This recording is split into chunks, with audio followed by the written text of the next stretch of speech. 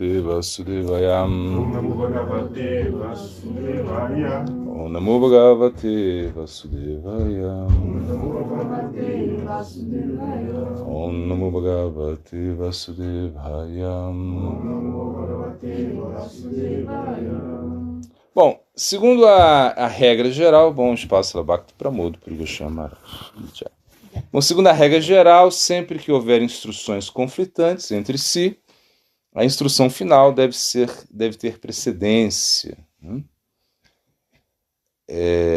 Purva Parayo Paravidhi Palavam. Sendo assim, os versos do Gita, tais como Mamanabhavama Bhakto, Mhajagni Mashkuru e Sarva Dharma Parityaja Moekam Sharanam Vraja, eles devem ser considerados a prova final de Krishna.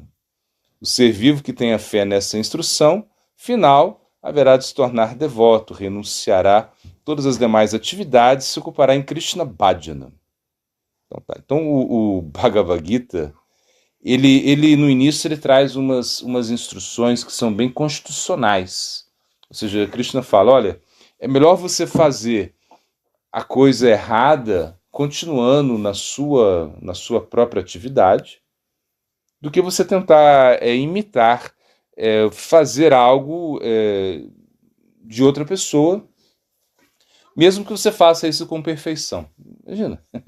Ele tá estipulando o quê? Está estipulando o Varnashram, esse sistema sócio-religioso hindu, que é composto de Varna e de Ashram, e que a gente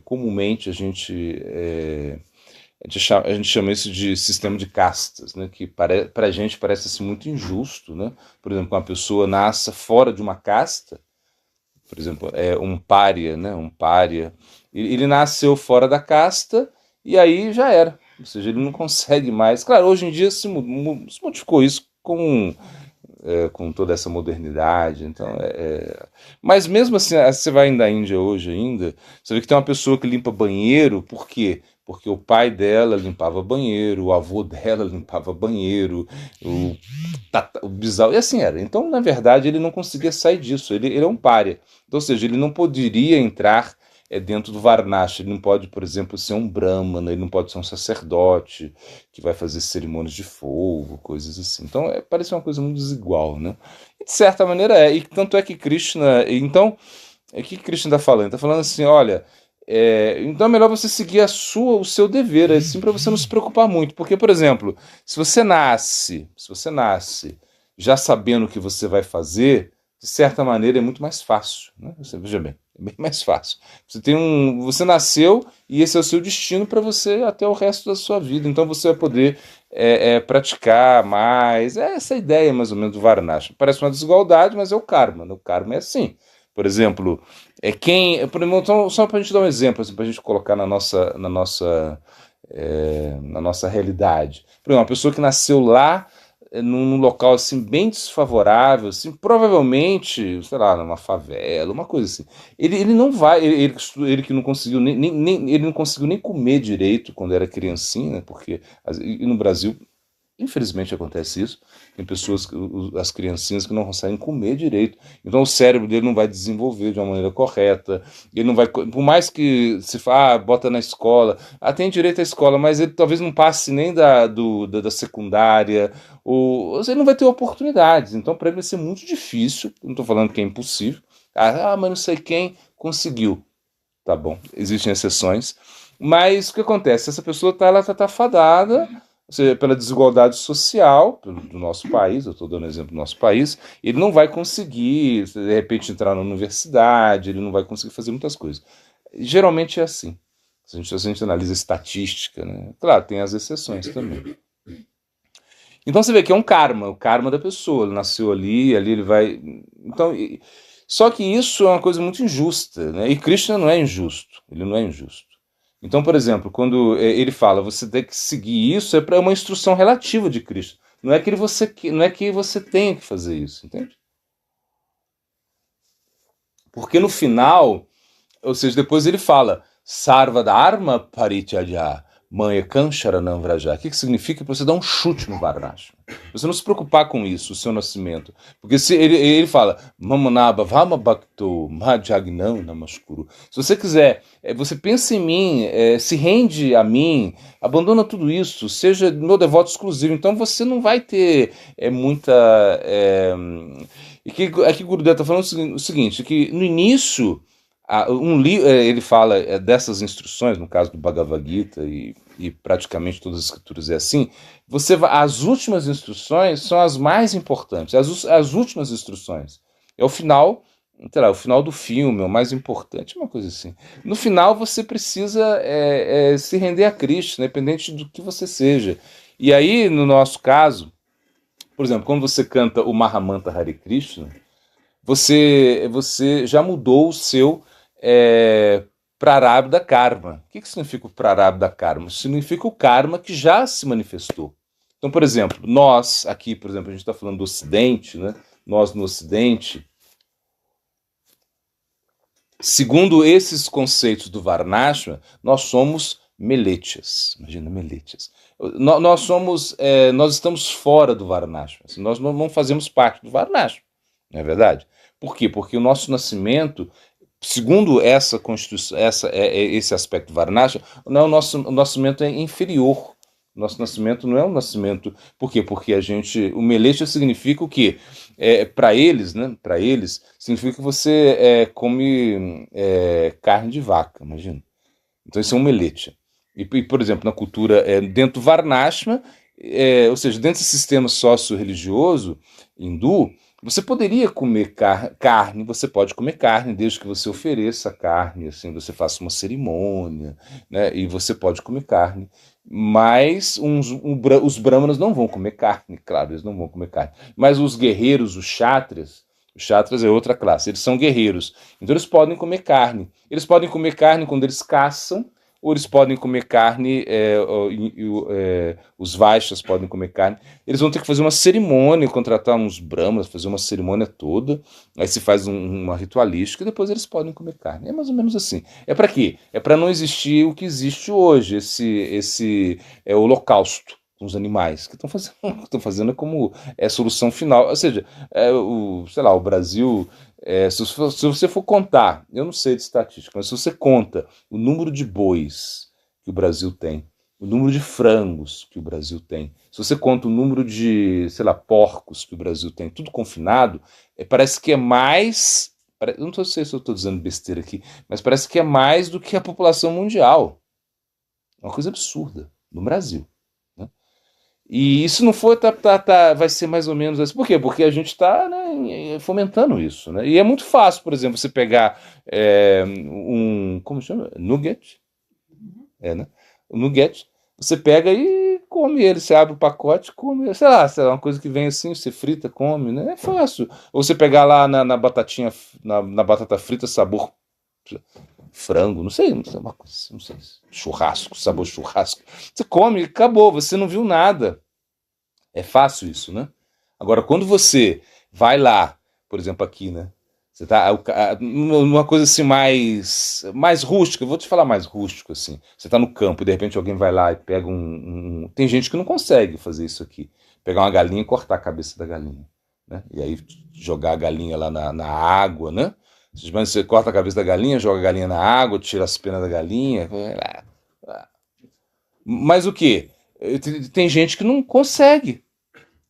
Mas não sei quem consegue. Então tá, então vamos continuar falando. Aqui é um método deles. Mas se você analisa, é muito mais fácil você ir lá e comprar no mercado a coisa que já vem tudo empacotada, congelada, e você vai e só põe para esquentar lá. É muito mais fácil. Então, por exemplo, eu não sei quem disse isso, mas acho que foi Machado de Assis, ele falou, não sei, não sei, foi outra coisa.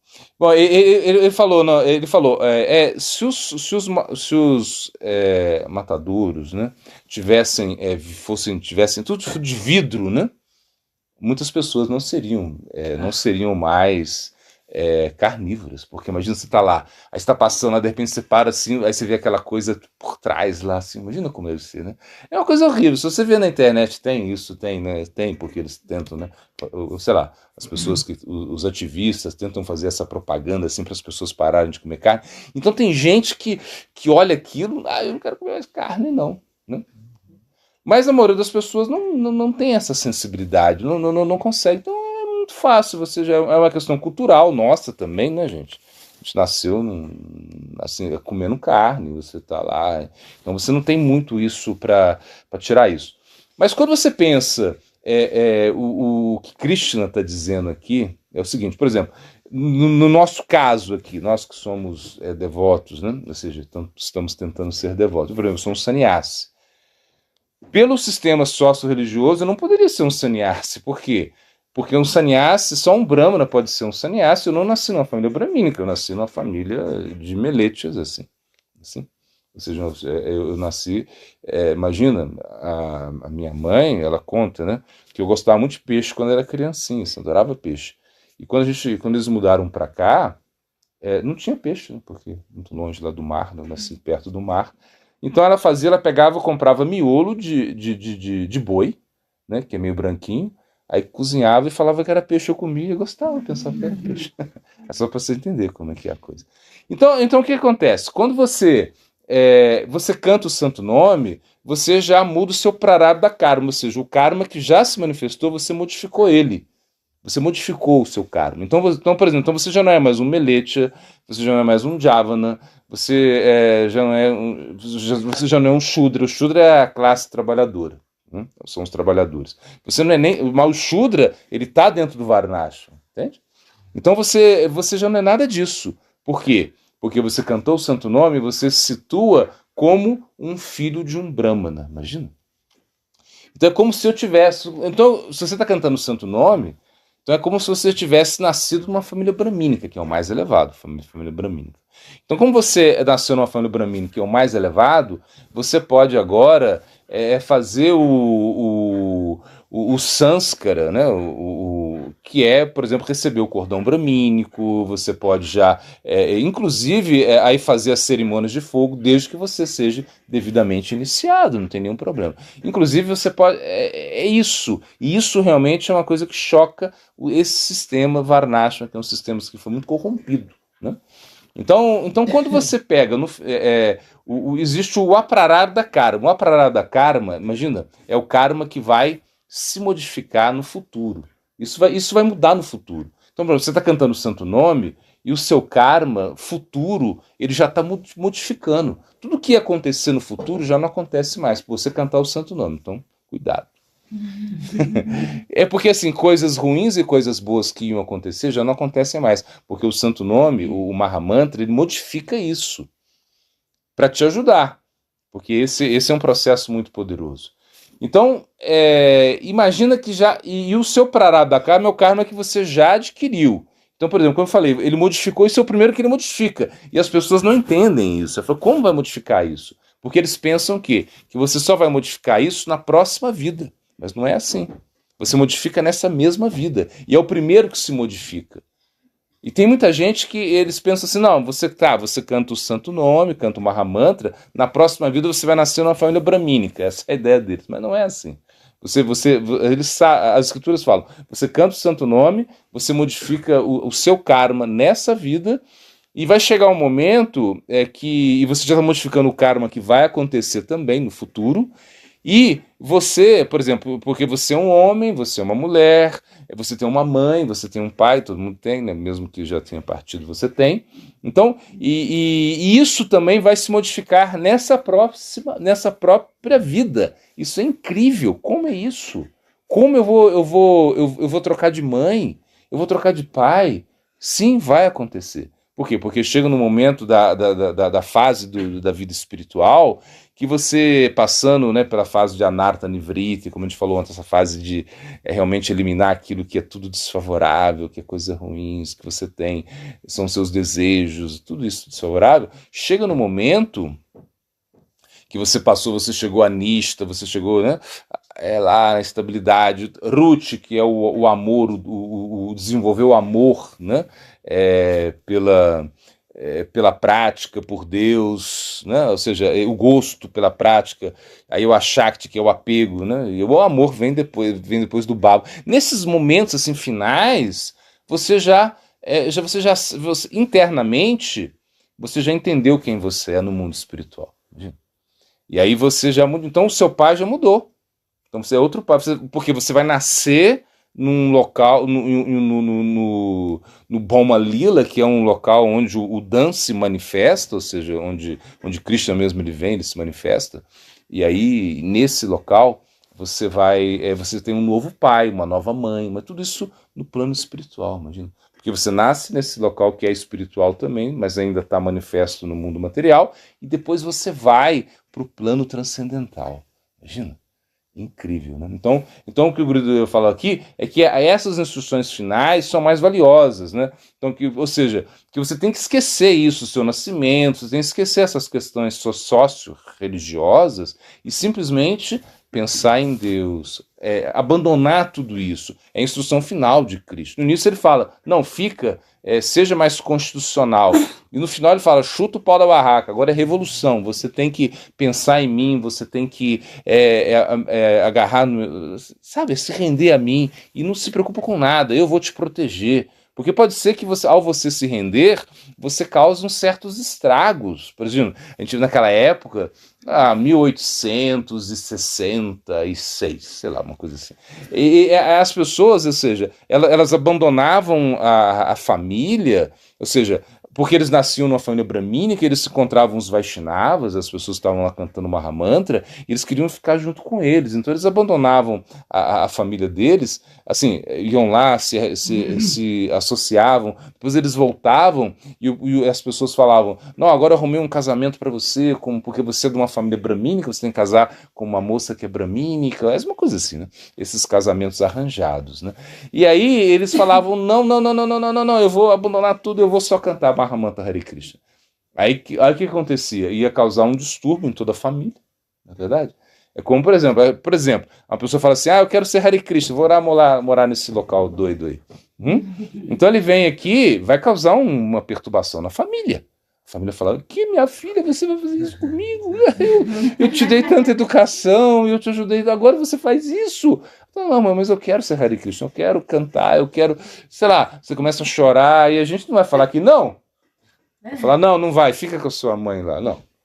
A gente vai falar, vai, traz a sua mãe, se ela quiser vir, melhor. A gente aceita mães também, não tem problema nenhum. É verdade ou não é mentira? É verdade, a gente aceita. A mãe do Michel estava aí, não vai voltar, né? Ou seja, o que acontece? Mas ocorre um distúrbio ali.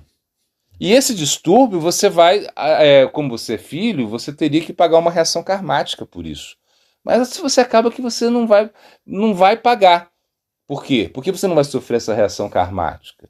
Porque você está praticando o serviço, você está pensando em Cristo, você está cantando o santo nome, entende? E é isso, e todo mundo aqui, por exemplo, você mesmo, né, causou ansiedade à sua mãe, verdade ou não? De certa marca, tá vendo?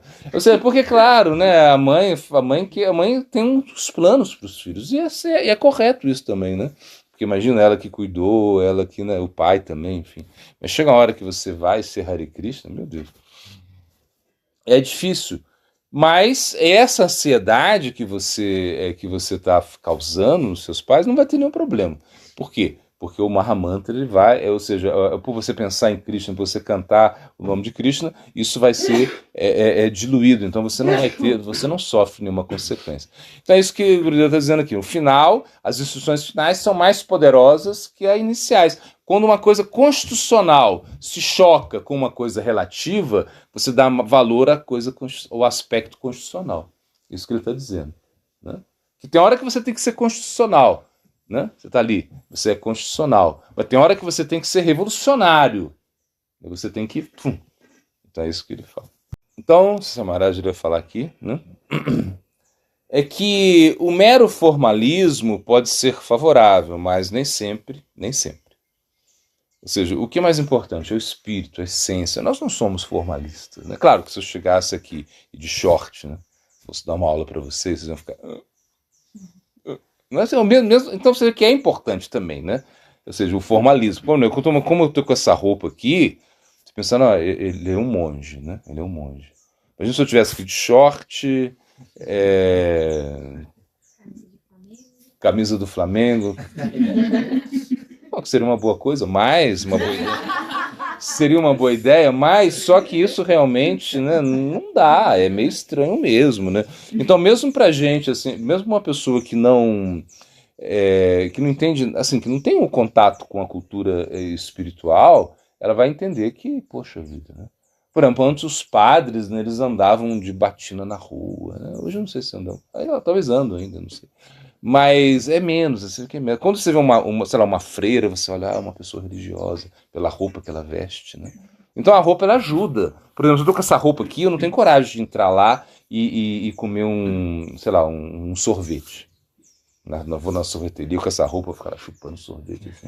Ai, me dá um negócio na consciência, né? Porque eu posso tomar o sorvete, mas traz pra mim aqui, tipo assim. Não é que eu queira fazer escondido, mas é que realmente, né, ficar lá na sorveteria, lá, você tomar sorvete, né? Esperando todo mundo, é estranho, né? Uma vez o açaí que é muito famoso no Brasil, vocês conhecem o açaí? Já ouviu falar do açaí? Açaí é como um sorvete, entende? O sorvete é um helado, né? É um sorvete muito gostoso, enfim, claro, mano. E aí, bom, vocês já sabem que é açaí, não preciso ficar falando que é açaí. Então, o que acontece? Aí a gente a gente tinha um templo lá em São Paulo, né? Que era perto de uma loja de açaí. Ou seja, os caras vendiam açaí. Tá, e os devotos estavam lá, né? Viviam no templo e a loja era perto. Assim, era como na esquina, uma coisa assim. Um dia eu tava andando assim, né? De monge, assim. Então eu tava andando, eu virei, o cara falou assim: quer açaí? Vão açaí? Eu falei, não, obrigado. Eu falei, será que ele quer me dar, né? Eu falei assim, parei um pouquinho. Será que ele quer fazer uma doação pra mim, né?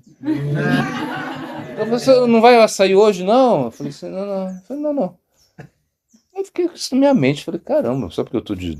Por que o cara falou isso? Aí depois que eu descobri, né? Eram os devotos que iam lá toda hora, né?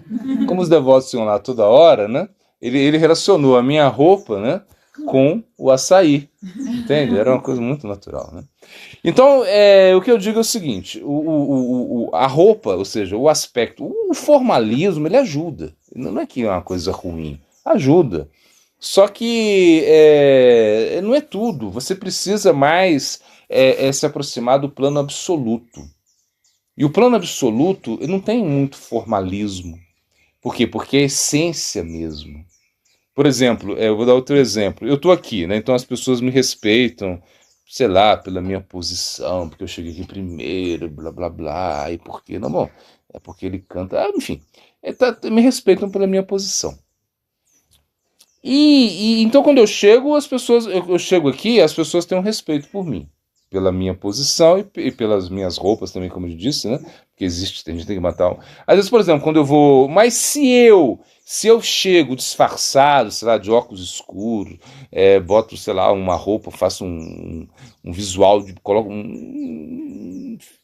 tô num visual assim, diferente, talvez as pessoas não vão me reconhecer. Claro que eu sou muito grande, aí fica difícil, né? Eu falo, deve ser ele que está disfarçado. Né? Mas o que eu digo assim, é como, por exemplo, eu faço a minha caminhada matinal com os meus cães, né? Eu gosto de fazer isso todo dia, eu ando 2 horas caminhando, depois vou na cachoeira, e eu vou, né, cantando japa, escutando aula, fazendo anotações das aulas, né, gravações, enfim. É um momento assim, de relaxamento, que ninguém é de ferro, né? E eu também aproveito isso para fazer outras coisas, que acabar a minha japa, o canto do Santo Nome, e também escutar umas aulas, assim, gravar umas aulas, assim, umas notas que a gente usa nos nossos estudos, né, do Siddhanta. E o que acontece? Aí muitas vezes, aí você tá lá, e eu não vou de dote, eu não vou com essa roupa aqui, não tem como. Tá no meio do mato com 2 monstros, né? Não tem como. Então eu vou lá e eu boto uma roupa, uma calça, boto um protetor né, para cobra, né? Porque a gente já anda 20 anos aqui, a gente já viu muita cobra, né? Então não vai falar, não tem cobra, não, pode vir, não tem cobra, não tem. Agora sim, então a gente usa o quê? A gente usa aí você usa a Buddha, a inteligência, por quê? Porque Você fala assim, não, mas poxa, já me perguntaram isso, mas por que você botou protetor? Cristo não te protege? Né? Eu falei, ele me protege através da inteligência. Né? Ou seja, ele me dá inteligência, então eu boto um protetor, porque como eu ando muito todo dia aqui, não sei, tantas. Vai chegar um momento, eu já vi tantas cobras, assim, tantas serpentes, e eu nunca matei nenhuma, assim, sempre, né? Deixei elas, matar para quê? Né? Ela tá no habitat delas, enfim. E eu não matei, não mato, não gosto de fazer isso. E esse dia mesmo a gente viu uma jararaca, né? Uma cobra perigosa, ela tava lá, falei em cima, né? Assim, não se assusta, então. Não é para assustar ninguém aqui. Mas assim, ainda ela tava, e a gente tava andando, e de repente o devoto, já tá acostumado, né? Porque a cobra não tem nenhum problema, a cobra. Se você vê, ela não tem nenhum problema, desde que você a veja. Se você não vê, esse é o problema. Porque você pode pisar nela, e quando você pisar nela, imagina, ela fala, ai, te morde. Mas não é que ela quer, eu vou comer você. Não, ela não vai fazer isso. Aí tá vindo lá, olha, ele tá vindo, vamos esperar ele, né? Ela não tá assim. Isso não é assim. Entendeu? Quando você pega a estatística, né, os acidentes com serpentes, com cobras, são poucos. Aqui, por exemplo, a gente nunca viu ninguém. Assim, a gente já viu uma pessoa que foi picada, foi lá no médico, acabou, né? Não tem tanto perigo. É mais fácil você ser atropelado lá em São Paulo, sei lá, do que você ser picado por uma cobra e ter algum problema aqui. Mas, claro, com a cobra fica aquela coisa na mente. É uma coisa assim, né? Sei lá, se é porque a questão do Adão e Eva e a serpente. Eu não sei se é isso. Ou eu não sei se também se muitas pessoas morreram. Mas é uma coisa assim que você tem um instinto, né? Você vê a cobra, você. Inclusive com os gatos é assim também. Com os gatos. A gente tem gato. Por exemplo, com um gato, tinha um gato aí que ele era muito assim. Uma gatinha que ela era muito. Tinha um temperamento muito forte. E quando eu vi uma vez ela com uma cobrinha, assim, que era uma cobra que não tinha veneno, ela tava lá fazendo assim, e atacava. Um dia eu vi ela quando tinha acho que é uma urutu, sei lá, uma cobra assim, bem venenosa, assim, e armou pra ela, assim, ela saiu, né? Era pequenininha a cobra, mas a cobra ficou assim, ela saiu. Quem falou pra ela, né? Que essa tem veneno, ninguém ensinou isso para ela. Claro, como a gente falou que esse instinto, esse paramátimo que deu uma, né? Que ajuda, mas o que eu estou dizendo é o seguinte, é que se eu vou, né, caminhando, né, pela mata, e aí eu consigo isso, caminhando pela mata, quando a gente está subindo, né, eu tô tô diferente, eu tô de chapéu, eu tô de bota, eu tô de protetor, e aí eu encontrei um rapaz aí que ele vinha para cá, e ele não me conhecia, mas a gente tinha se falado, e de repente ele, assim, foi muita coincidência, porque ele chegou de carro, o carro trouxe ele, né, o cara que faz as caronas aí, e quando a gente se encontrou, os cachorros, claro, ele ficou um pouco com medo dos cachorros, né, que é normal, dá medo, mas a gente ficou assim, ele falou assim, ele veio, né, de outro país, ele falou assim, não, era de outro país mesmo. E ele não me reconheceu, assim. Claro, a gente nunca tinha se encontrado, mas ele falou assim, eu cheguei e tal, agora cheguei agora, e Puri Maharaj, onde ele tá? Você sabe onde Puri Maharaj? Eu falei assim, sou eu, tipo assim, uma coisa assim. Por quê? Porque o formalismo ele é importante. Já o plano absoluto, e o formalismo ele é importante como? Por quê? Porque você precisa ser estimulado. Então, por exemplo, como quando a gente era criança, a gente jogava futebol todo dia lá, né? Lá na cidade ali, Caxambu, a gente jogava futebol ali todo dia. A gente descia lá e jogava futebol. Sei lá. Então pra gente diferenciar, era camisa sem camisa, era uma coisa assim. Camisa sem, aí você jogava. Mas aí um dia aí conseguiram um jogo de camisas pra gente. Não sei quem, o pai de um dos meninos lá, e imagina aí ver com a camisa assim, uma camisa toda, camisa toda amarela, sabe, as camisas, um uniforme, o outro todo vermelho. A gente botou isso, nossa, assim, foi incrível, foi a melhor partida do ano, assim, a gente ficou todo entusiasmado, mas os jogadores eram os mesmos. O campo era o mesmo, a bola é a mesma, o que mudou? Foi só a camisa. Então, você vê aqui como o formalismo ajuda? né? Mas o absoluto está por cima disso tudo. Então, na realidade, não tem muita importância o que você faz. A importância é como você faz, com que atitude. Por exemplo, se você pega a língua inglesa, por exemplo, a língua, eu não sei muito bem de língua, você sabe, mas as pessoas sabem mais. Mas se você pega a língua inglesa, o quê? Ela tem muitas facilidades, por isso que ela se tornou também uma língua. Qualquer um aprende o inglês, na verdade. Assim, qualquer um assim que se esforça um pouquinho vai aprender. Por quê? Porque é uma língua que não tem muitas sei lá, o som dela é mais fácil para você, para o seu ouvido. Então você aprende muito mais fácil do que, por exemplo, sei lá, aprender o alemão, aprender o russo. Imagina se fosse o russo, a língua. Imagina que a Rússia dominou culturalmente, enfim, aí você tinha que aprender russo. Isso é muito mais difícil. Muito mais difícil. Ou que se fosse, sei lá, o sânscrito, pelo amor de Deus. Aí seria impossível praticamente. Mas como uma língua assim, tem uma fonética bem fácil, bem simples, né? Por exemplo, quando você vai. Por exemplo, o português, o espanhol. São mais complexos na sua pronúncia. O português, ele é até mais que o espanhol, né? Quando você vê, porque nós falamos assim meio cantado, né? Quando você fala, né? Você fala e você pode, né? Esperar um pouco. Assim, já o espanhol como porque é uma coisa assim como diferente, mas ele também tem a sua melodia, que é diferente do inglês, né? O inglês é outra coisa. Então, é o que eu digo, é que realmente... aí se você pensa o sânscrito, por exemplo, o sânscrito, quando a gente vai pegar o sânscrito, ele é completamente diferente, é uma coisa absurda. Ou seja, a poética que tem no sânscrito, no bengali, né? A gente canta aqui, a gente canta em sânscrito, tem canções, a primeira canção que a gente canta é em sânscrito, a segunda, sei lá, é em bengali. A gente também canta canções em português, né? Também, bom, enfim. Mas o que eu estou dizendo, o mais importante é o sentimento que você coloca. Entende? Porque, por exemplo, se você coloca um sentimento de devoção, isso é muito mais importante do que está por trás da própria língua. Porque, claro, você pensa assim, o sânscrito, né? Quando eu falo lá, eu falo, né? Aham sarvasya prabhavu. Imagina, Aham sarvasya prabhavu. Aí eu falo o quê? Eu falo que eu sou a fonte de todos os mundos, eu sou a fonte de tudo.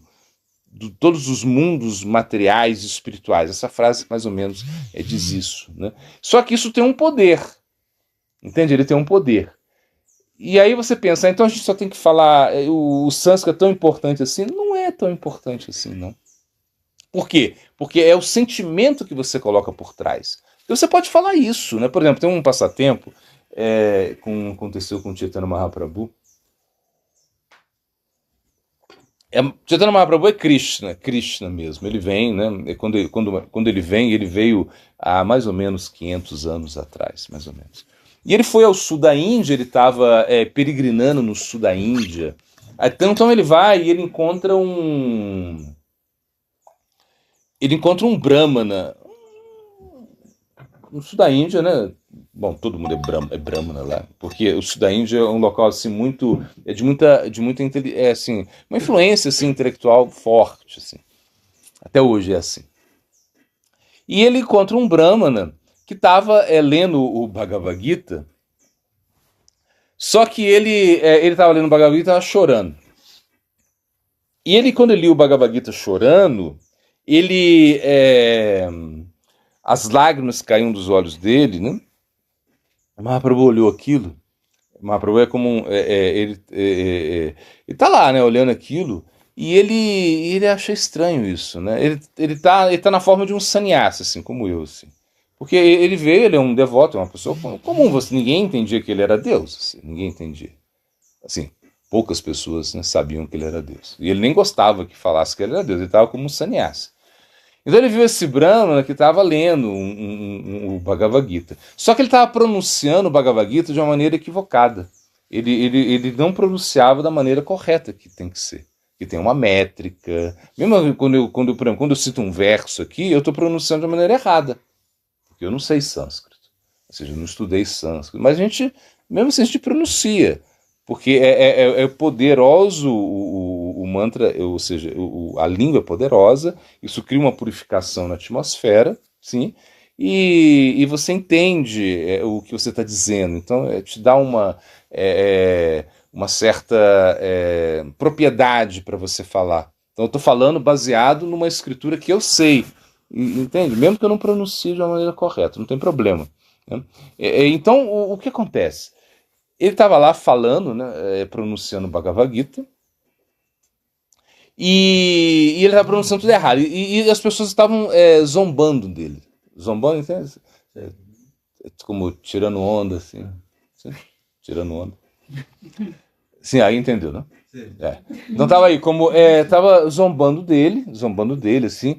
E Mahaprabhu falou para ele, poxa, vem cá. Você está chorando porque eles estão zombando, debochando de você, por isso que você chora? Aí ele falou assim, não é por isso não. Ele falou, então por que você chora? Você está entendendo alguma coisa? Porque eu vejo que você está pronunciando tudo errado, né, Mahaprabhu? Você não pronuncia de uma maneira correta. Então por que você está chorando? Ele falou assim, não, é porque só de saber que Krishna, ele falou o Bhagavad Gita, ele está conduzindo, né, a carruagem de Arjuna diante dos exércitos, né? Porque isso é o Bhagavad Gita. Ou seja, quando Krishna leva... assim começa o Bhagavad Gita, Krishna levando Arjuna, né, lá para o meio, assim, mostrando para ele com quem ele teria que lutar. Imagina, e quando ele leva Arjuna para quem ele teria que mostra isso, ele teria que lutar com o seu avô, criou ele, imagina, com o seu guru, Astra Guru, que era o guru militar dele, e com todos os seus parentes, ele olhou aquilo, e Krishna, o Brahmana falou, e quando eu vejo isso, que Krishna está fazendo isso, né? E pessoalmente ele está fazendo isso, e quando eu penso que Krishna falou isso pra gente, pra mim, que Krishna, ele ficou lá, imagina, são mais ou menos, se você for contar, são 45 minutos, assim, de Bhagavad Gita, mais ou menos 45, por aí, 45 minutos, uma hora. Ele falou isso pra mim, então eu me emociono muito. Aí Mahaprabhu, você conhece o significado do Bhagavad Gita mesmo, você conhece. E Mahaprabhu ficou ali 4 meses na casa dele, 4 meses, aí todo mundo ficou assim como babando, né, assim, todo mundo ficou, por quê? Porque ele entendia o significado do Bhagavad Gita. Então a essência, ela é muito mais importante. Tem outra história que eu gosto de contar, é que tem um mulá é como um sacerdote muçulmano.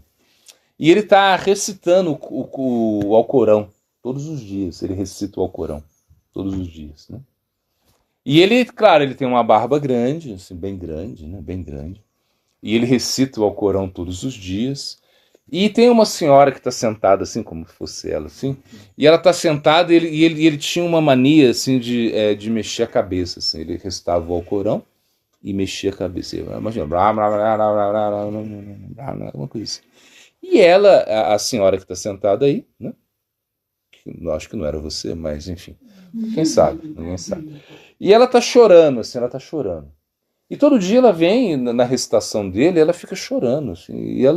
E ele pega um dia, ele fala assim, ele ficou curioso, ele falou assim, minha senhora, o que te atrai tanto na minha recitação? O que te emociona tanto? O que acontece com você, que você fica toda chorando quando eu estou recitando o Alcorão? Ela falou assim, sabe o que é? É que quando eu era pequena, na casa da gente, onde a gente morava, a gente tinha uma cabra. E você, assim, com a sua barba, né? Me lembra a minha cabra. Quando você fica fazendo assim. Minha cabra, eu era pequenininha, a minha cabra morreu. E eu fico chorando por isso. Eu fico lembrando da minha cabra, né?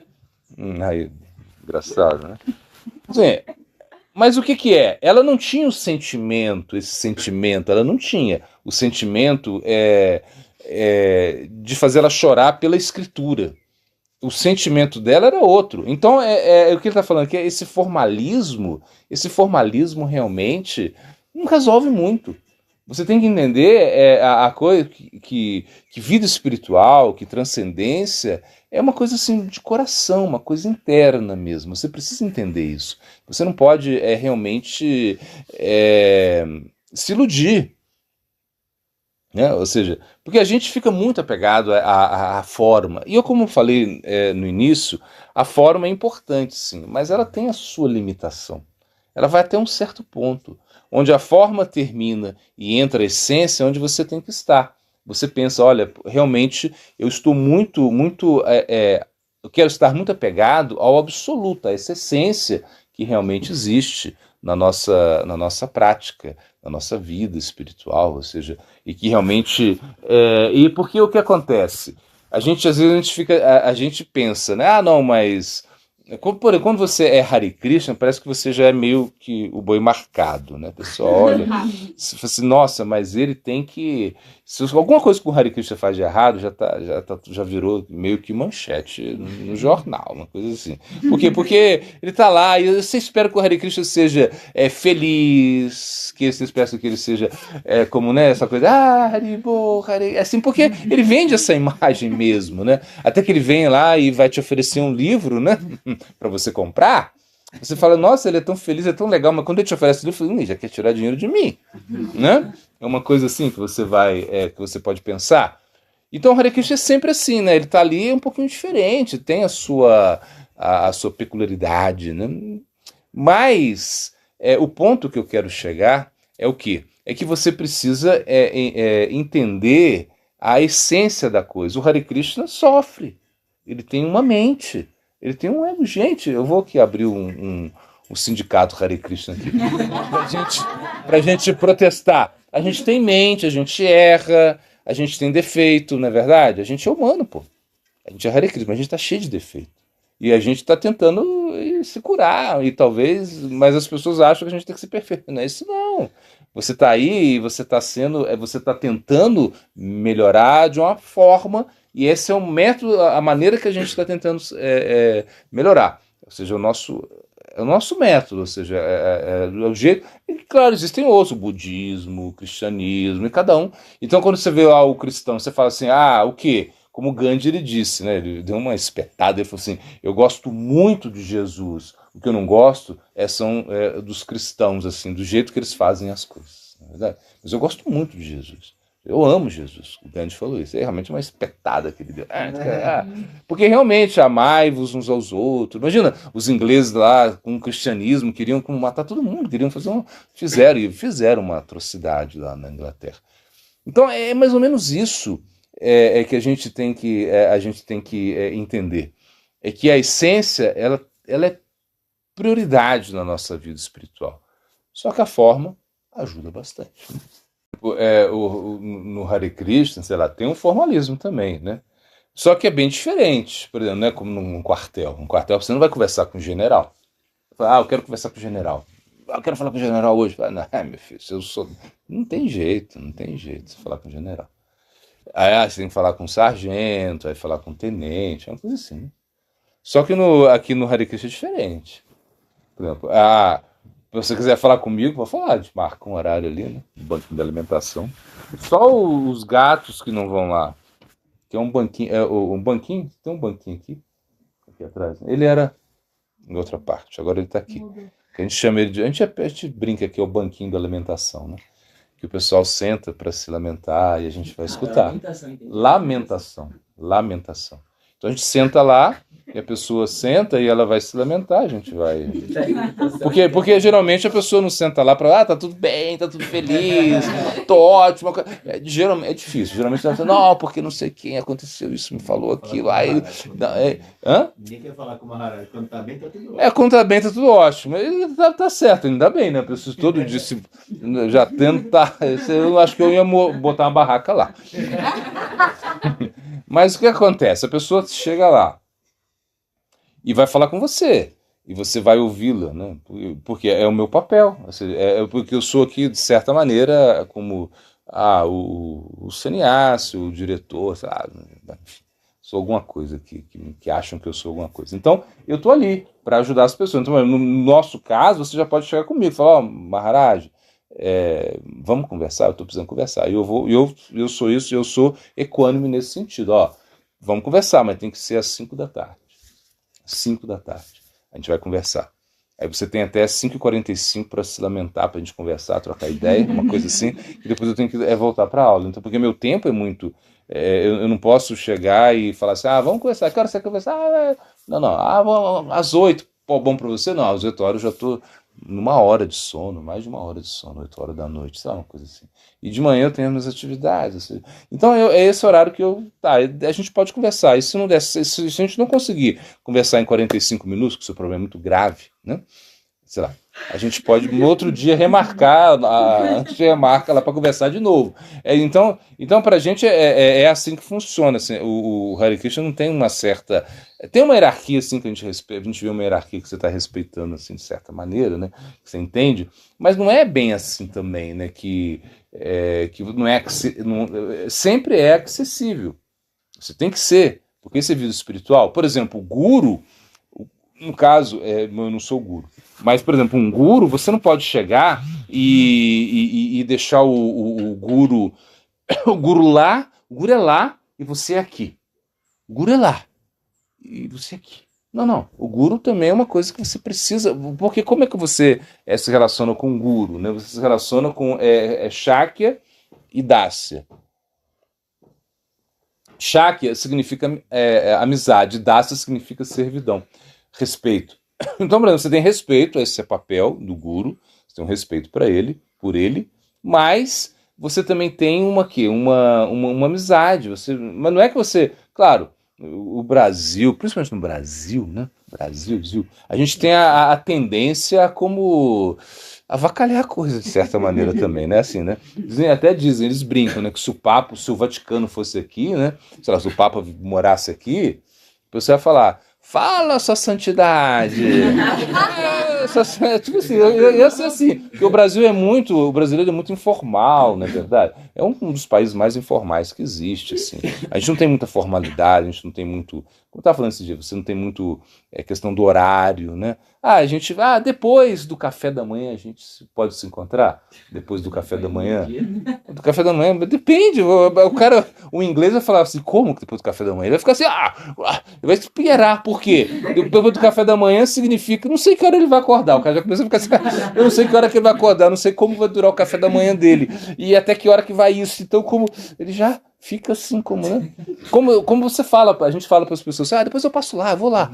Mas você nunca vai. Você nunca, qualquer hora eu te ligo, qualquer hora eu te mando pode, assim, a gente é assim, informal. A gente é assim. É ruim, é bom? Acho que é ruim em alguns momentos e bom em outros, né? Por exemplo, o cara falando que ele tá morando onde era? Acho que era Suíça, não sei. E e os ônibus lá passavam assim como... Era uma coisa assim, acho que era Suíça. Sei lá, era 5h15, era uma coisa assim. E não atrasava nada, era uma coisa assim. Imagina.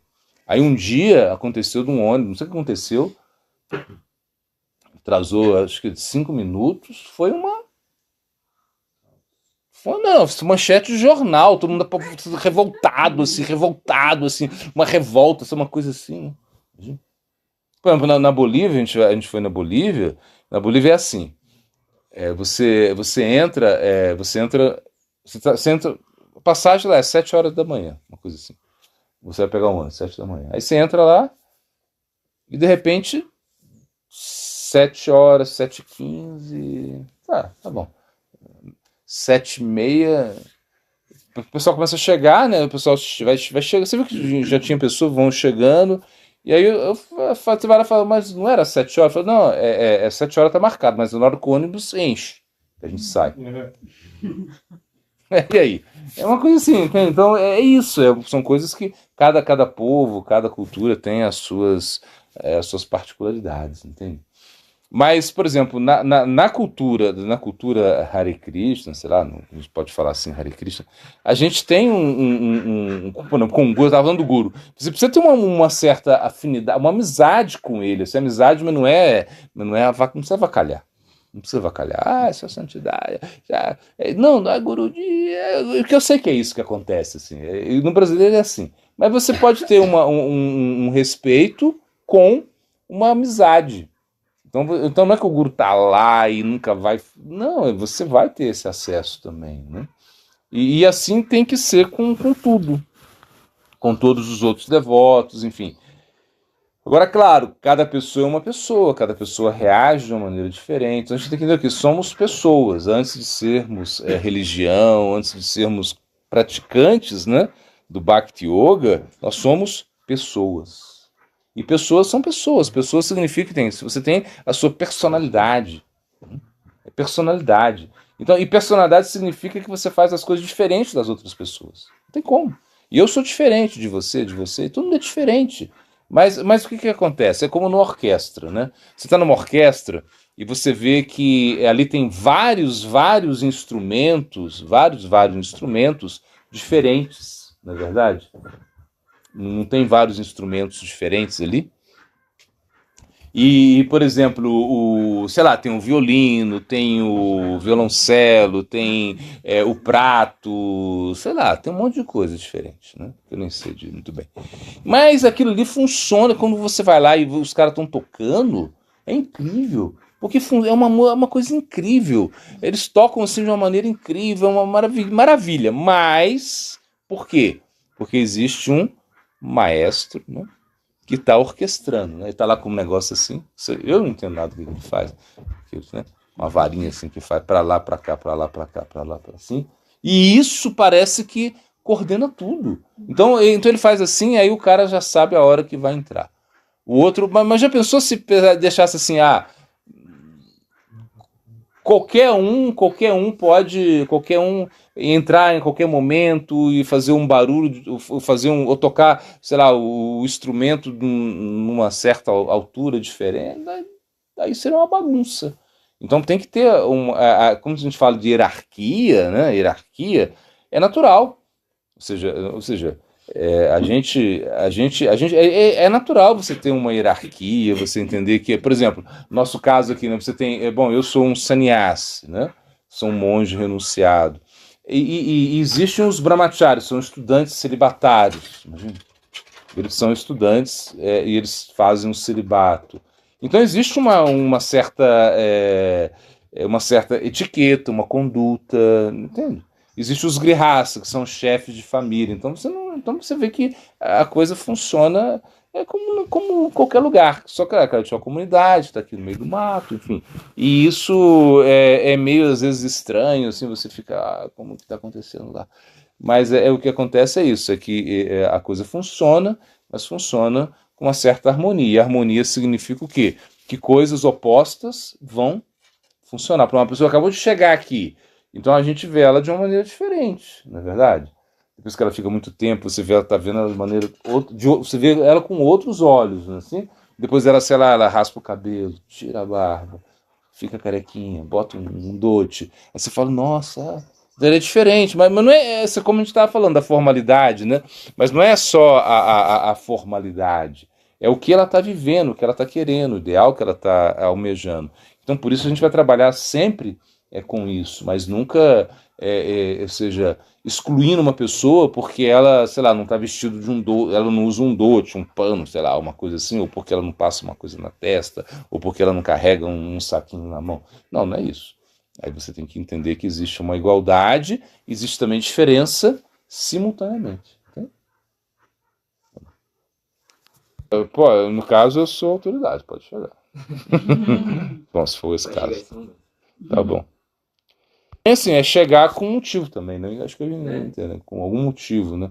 Porque se eu vou chegar para falar com ele, então eu tenho que ter algum motivo, assim, mas não é porque os passarinhos estão, não sei o quê. É um momento em que porque na empresa reclamar. Claro, são coisas assim, por exemplo. Com algo relativo. Né? Então, por exemplo, eu mesmo não posso resolver coisas relativas, né? Porque se eu ficasse pensando, no banheiro será que Será que...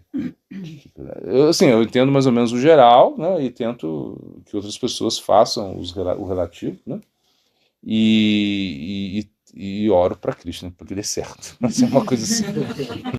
Aqui, ele está dizendo, né, que existe alguns que querem saber sobre Krishna apenas pelos Shastras. Né? Shastras são as nossas escrituras. A gente quer saber.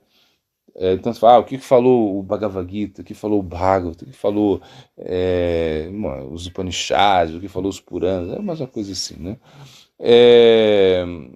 E, na realidade, por exemplo, quando se você pega o jornal, por exemplo, sei lá, a gente está falando de jornal, existe jornal ainda, gente? Ó, que tá raro, né, jornal, não sei se é uma coisa que... Mas assim, mas o quê? Você pega o jornal e tá escrito que vai chover, não é assim? Mas se você espreme o jornal, não vai sair uma gota de chuva dele, nem uma gotinha de chuva, entende? É uma coisa assim. O que tá no livro, e é muito importante pra gente. Mas o que a gente vive é diferente. Ou seja, porque no livro tá lá. Uma coisa é uma informação escritural que tá lá, e outra coisa é algo que você precisa colocar na sua vida. Então se diz que você precisa ser o livro vivo, e não um livro morto. Ou seja, porque o livro morto, o livro está lá. Aqui tem um monte de livros. Esses livros são livros, eles são estáticos, né? Eles não estão, eles não têm, ou seja, eles têm a instrução está ali, só que não tem o sentimento. E não tem, por exemplo, se você pega um livro que foi escrito há, sei lá, 5.000 anos atrás, 4.000 anos, sei lá, 1.000 anos atrás, uma coisa assim. Foi falado e foi escrito por uma sociedade que era completamente diferente da nossa sociedade, então você não pode esperar que isso seja 100%. Não tem como. Não tem jeito. Às vezes o pessoal fica, não, mas por que é isso, por que é aquilo? Mas eu falei, gente, pega o contexto onde o livro foi escrito, né? Por quem foi escrito. Então isso que a gente tem que entender. E você, senão é uma injustiça, né? Você pegar uma coisa, uma obra tão incrível e você anular ela, né? Por algumas coisas que ela diz que agora você descobre que... Por exemplo, uma coisa interessante, se diz que as escrituras dizem que a Lua está mais longe do que o Sol. Bom, que a Lua é mais longe que o Sol. E que a Lua é maior que o Sol. Aí você fica, caramba, esses caras estão doidos. E parece loucura isso, não é verdade? Mas... então você olha lá e fala, ó, aqui o verso tal, falando que a Lua está mais distante que o Sol. Uau! E que a Lua ela é maior que o Sol. Uau! Tô meio lunático agora. Porque você pensa assim, mas o que é isso? Aí o que você vai ver? Você vai ver o quê? Que existe a influência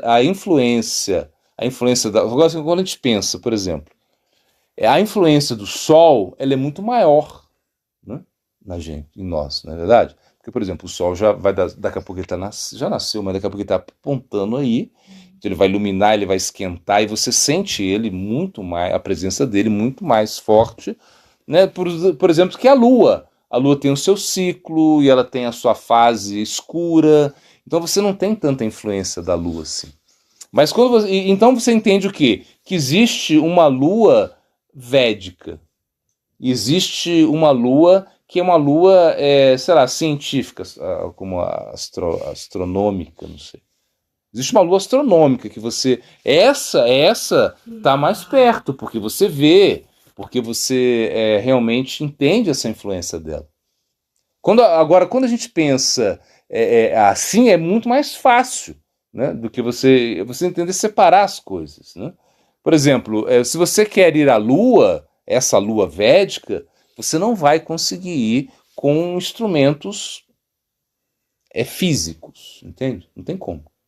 Porque você só vai chegar lá com a meditação, com um processo iógico.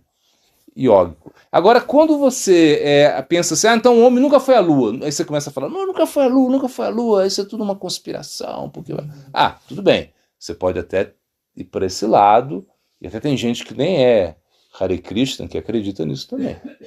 Mas só que o que a gente está falando é uma coisa que faz muito mais sentido, é que nessa lua, que sei lá, que supostamente eles chegaram lá, que talvez tenha chegado, até acredito que chegaram, essa lua é uma lua física, é uma lua diferente da lua védica. Imagina? Então, e você pode chegar ao Sol também. Imagina, você pode chegar no planeta Sol. Só que você precisa ter um corpo especial para isso, senão você vai se queimar. Né? Ou senão você pensa assim, vamos viajar para o Sol, vamos fazer um foguete que vai chegar ao Sol, mas vamos de noite, não é verdade? Para não esquentar tanto. Sei lá, é uma coisa absurda, né? Você não vai pensar nisso. Aquela piada de português. Como assim? Eu vou de noite. Eu vou de noite, né? Porque se for de dia vai esquentar muito, né? Então o que você pensa? Você pensa que existem coisas que são físicas e coisas que são espirituais, ou seja, que tem uma conotação espiritual. Então você só vai à Lua no plano, assim, num plano iógico, ou seja, se você faz uma meditação, se você tem um processo assim muito, muito poderoso, sei lá, depois aí você consegue ir para a Lua, e aí é diferente a Lua do que a ciência está falando, entende? Então o que ele diz aí é isso, é que o Shastra que na realidade às vezes as escrituras elas falam faça isso, faça aquilo, né? Mas a escritura ela não pode nos dar Krishna, ou seja, a escritura, ou sei lá, a Bíblia, né? Não sei, a Bíblia não pode te dar Krishna, não pode, ou seja,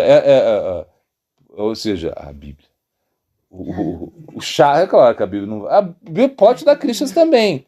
Se você, por exemplo, abre a Bíblia e com muitos sentimentos, você pode chegar a Krishna também em algum momento, não tem problema, porque é a mesma coisa, em certo sentido. Mas o Shastra, sei lá, o Bhagavad Gita, o Bhagavad, eles não vão te dar Krishna. Da mesma forma, a Bíblia não vai te dar Jesus, sei lá, simplesmente pela Bíblia. Não é isso. Você ficar lá e... Agora, você precisa disso também, precisa, porque é como um manual, ou seja, é uma direção para você praticar. Então, quando você lê as escrituras, você pode, sei lá, ser uma pessoa muito erudita, saber muitos versos, saber ter o domínio das escrituras, isso só significa o quê? Que você tem uma direção. Você está sendo direcionado. Né? Não é que você realmente já tem tudo. Né? Porque, sei lá, porque o capítulo tal, o verso tal, o versículo tal, você começa a citar essas passagens de memória, mas isso não quer dizer nada, quer dizer que você tem uma boa memória só. É isso. Você já decorou um monte de coisa lá que você tem uma boa memória, mas você não tem a realização. Então o que a gente precisa ter é a realização da escritura. Então você lê lá e você coloca isso em prática. E às vezes isso choca pra gente, né? Porque, por exemplo, você tem muito conhecimento, você recebe muito conhecimento e na hora da prática tá totalmente assim, um vácuo, uma lacuna muito grande. O conhecimento que você tem com a prática que você faz. Então aí realmente vai ser um grande problema. E a forma que a pessoa interpreta. E a forma que no começo, como a pessoa... e a forma que a pessoa interpreta também. Porque, por exemplo, se ela interpreta de uma maneira equivocada, acabou. Porque, por exemplo, eu estou lendo lá, aí de repente, é assim então. Porque, por exemplo, você pega lá até sei lá, você pega uma parte lá do Alcorão que fala que tem que matar o infiel, uma coisa assim. Tem muitos muçulmanos que não vão fazer, não é isso. Se você não entende, não é que você vai ler, né? Entende? Não é isso. Mas alguns interpretaram assim e vão fazer uma guerra por isso. Entendeu? Ou como, por exemplo, nas nossas escrituras também tem. Você fala de uma pessoa que está blasfemando, você tem que cortar a língua dela. Tipo assim, como é isso? Se todo mundo fizesse isso, né? Mas tem escrito em alguma parte lá que vai ter isso. Mas não é isso. É o quê? Aí fala assim, mas aí vai ter outras instruções, mas só que os Vedas eles são muito mais, né? Assim, eles falam, não, mas você só faz isso se for um kshatriya, se for um guerreiro. Aí já começa, né? Aí já é um pouquinho diferente, né? Mas ou senão, se você não pode derrotar a pessoa fisicamente, se você sai do local, né? Ou você tenta derrotar ela com palavras, né? E assim tem várias maneiras de você. Então você precisa o quê? De ajuda, entende? Você precisa de ajuda e não de manipulação. E a ajuda vem das pessoas que estão dando uma interpretação correta da coisa, que te ajudam a interpretar. Então você precisa dessa ajuda para você realmente ter uma certa manejo da coisa, né? Não é só simplesmente o manual. O manual não adianta. Igual, por exemplo, agora eu vou fazer autoescola e eu só quero a parte teórica, tipo assim. Uma coisa assim, né? Então eu fico lá na porta, mas vamos lá dirigir. Não. Tem medo, tem trauma. Não. Você tem que ir lá, você tem que sentar, você tem que fazer a baliza, você tem que, né? Imagina, aquilo tudo parece que não serviu para nada. Não é verdade? Porque você decorou um monte de... porque a plaquinha tal tem isso, a preferência não sei o quê, blá blá blá. Mas quando você pega o carro, você tá lá, é outra coisa. Entendeu? É outra coisa. Você sai formado em... Vocês não têm... Não mexe na máquina. Mais ou menos isso. Você tem que entender o quê? Que existe uma diferença grande entre as escrituras, os shastras, né, e as coisas que estão acontecendo na realidade, verdade. Né? Por exemplo, todo dia a gente fala, né? Trinapi Sunichena, Taruapi Sarijuna.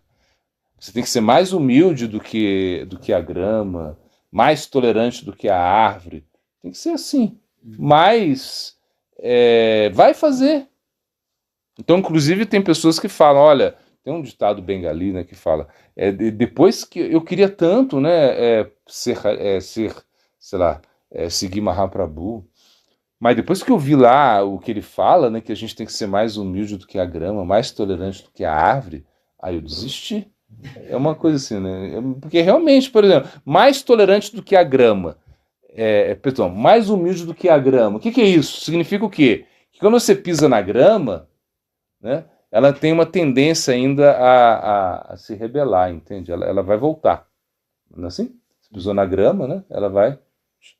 Tá no pasto aí. Eu falo pasto também. Você pisou nele, ele volta. Então você tem que ser mais humilde que isso. Aí o cara falou, não, jamais, impossível. Entende? Então é isso. Agora, você é para quê? É para você colocar na sua vida e você realmente começar uma transformação. As escrituras servem para isso, para nos ajudar nesse sentido. Você vai se transformando aos poucos você vai percebendo que tudo realmente faz sentido na sua vida. As escrituras fazem sentido na sua vida porque você consegue trazer a escritura como uma coisa mais real, ou seja, você vai aplicar isso na sua vida. E quando você aplica isso, é como o guiana se tornando vigyana, ou seja, o conhecimento se tornando a prática, a aplicação do conhecimento. Por exemplo, se você vai lá, como cada filosofia está falando, né? Você vai estudar Nietzsche, você vai Schopenhauer, é uma coisa assim, né? E você tem 20 anos, tá estranho. Com 20 anos você tem que ter entusiasmo, né? Você estuda Nietzsche, Schopenhauer, fica assim estudando esses filósofos assim, meio... São depressivos, assim, nihilistas, assim, que tudo vai dar errado, que tudo é um problema, né? Você tem 20 anos, cara. Agora você tem que ir pra frente, você não pode... Assim, é uma coisa assim, nesse sentido. Então pode dar problema mesmo, né? Se você não tiver uma certa orientação. Agora precisa falar, tem isso, mas explicar o contexto da coisa, né? Se alguém vai explicar o contexto, por que ele falou assim, de onde veio. Isso veio isso é um niilismo, vem do budismo, né? Ou seja, então, por exemplo... Schopenhauer ele bebeu, né, em algumas escrituras, bebeu a fonte, né, de algumas escrituras budistas, enfim, e ele trouxe esse pessimismo, a Nietzsche também, uma coisa assim, enfim. E até a gente tem uma frase muito incrível de Nietzsche que ele fala: eu só acredito num Deus que sabe dançar. Então ele acredita num Deus. Krishna dança muito. No final de um estudo dele. Eu sei que Krishna dança muito, né? Ou seja, então é isso, é uma coisa assim que a gente vai para... É sempre com orientação. Sem orientação é difícil demais, né? Você se confunde muito. O Sambandha Guiana, o que é o Sambandha Guiana?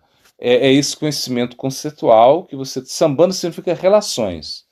Então é você entender quem é você, a sua posição constitucional, entender quem é Deus, quem é Krishna, no caso, né? Entender a sua relação que você tem com ele, entender onde você está, que é o mundo material, Maya. Então você tem que entender isso, né? Para poder com esse conhecimento você vai praticar. Muito mais fácil. Né? Aí você vai entender, por exemplo, o santo nome. O que é isso? Hare Krishna, Hare Krishna. O que é isso? O que significa essas palavras? Ou seja, o que significa o que eu tenho que tomar cuidado, eu não posso cometer as ofensas, não é assim? Você vai como... Esse é o Sambandha Gyana, entende? Isso é muito importante. Se eu tenho dúvidas, significa que a minha fé é fraca? Olha, uma boa pergunta, né? Mas a dúvida, eu acho que é uma fé inicial.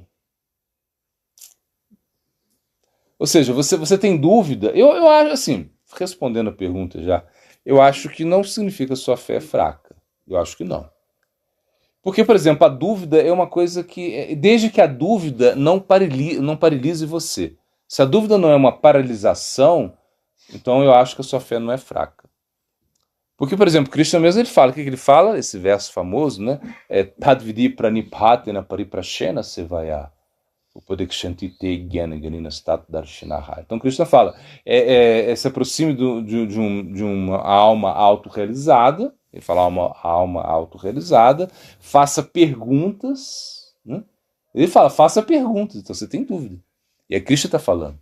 Então você precisa se aproximar. E, por exemplo, quando você está, uma pessoa que está, mesmo uma pessoa, sei lá, que ela já está super avançado espiritual, ela tem dúvida. Diante do infinito, você tem dúvida. Krishna fica com dúvida. Imagina, se Krishna, no momento ele fala, será que eu sou Deus? Krishna fala assim, será que eu sou Deus mesmo? Ele fala isso, será que eu sou Deus? Por quê? Porque eu não estou sabendo que Irada, né, que é a consorte dele, eu não consigo entender o amor que ela tem por mim. O amor dela é tão poderoso que eu não consigo entender esse amor que ela tem por mim. Será que eu sou Deus? Mas ele fica assim, crise existencial, que a gente vai psicanalista, vai lá, sou Deus ou não sou Deus? Será que eu sou Deus? Será? Aquela coisa. Aí fala, não, você é Deus, eu sou Deus mesmo, sou Deus. Então eu vou descer lá para saber isso, para entender por como ela me ama tanto, como os meus devotos me amam tanto. E esse amor eu não consigo entender. Então, mas se Krishna tem Deus, se Krishna tem dúvida, imagina você.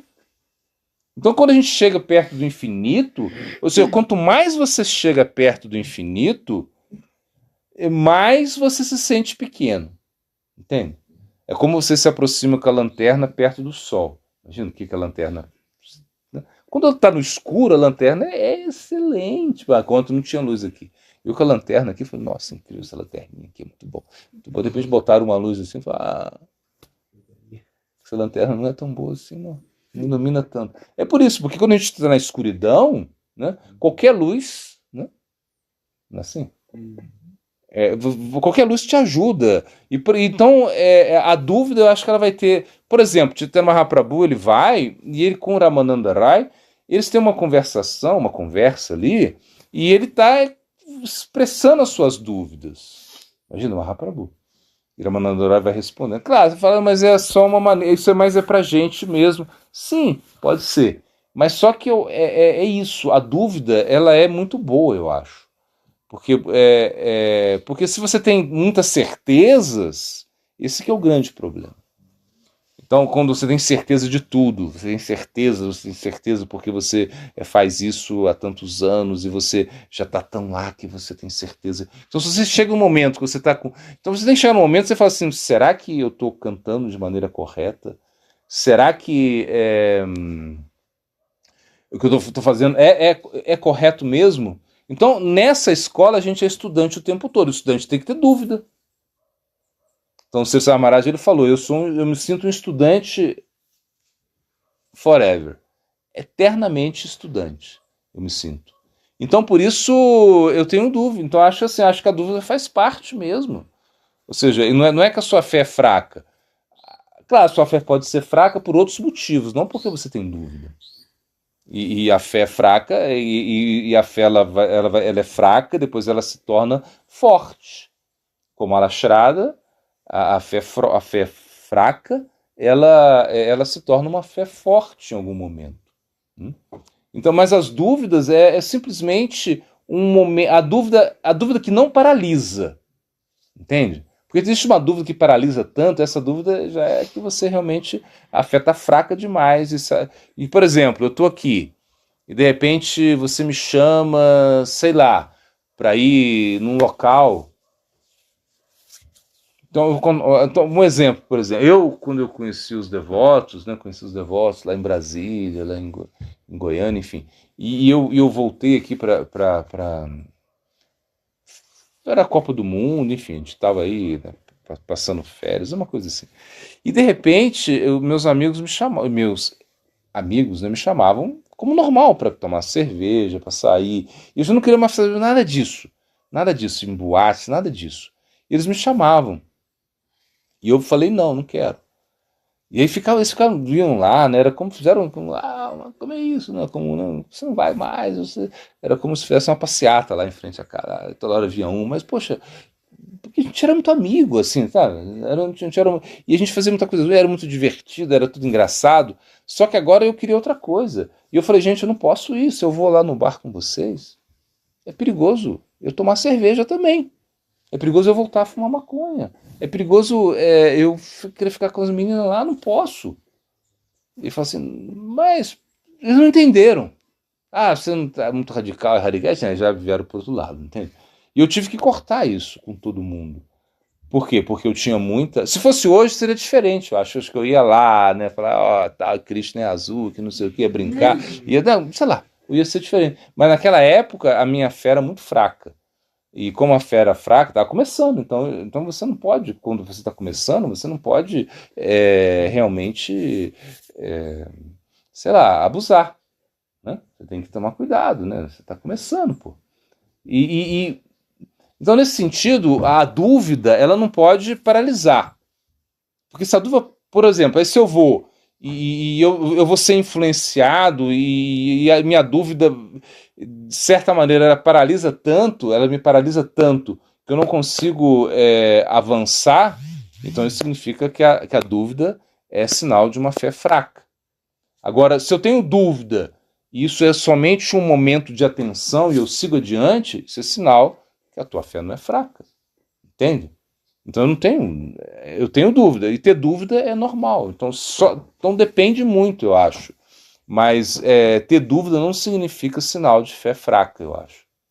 O que você fala é identificação, por exemplo, no caso você falou da igreja evangélica, o que acontece? As pessoas se refugiam porque realmente é um auxílio, uma ajuda muito grande, o cara vai lá e ela encontra esse espelho, pessoas que querem lutar contra, né, as drogas, querem lutar contra, sei lá... É uma luta mundana, mas não é uma luta mundana, mas ela é movida pela fé. Sim. Entende? Então isso é muito importante. E é isso que faz eles serem fortes, de certa maneira. Assim, pensa num passo a mais. Quando não é só no Brasil, não. Não é só no Brasil. Na Índia também. Na Índia, ou seja, você pode ter uma associação mais poderosa dentro do que você escolheu, mas é uma selva de confusões também. E por um lado, até pior. Por quê? Porque você olha lá e todo mundo é yogi, todo mundo sabe um mantra, todo mundo tem um... Aí você pode se desviar muito facilmente. Muito facilmente. É uma coisa assim, absurda, entende?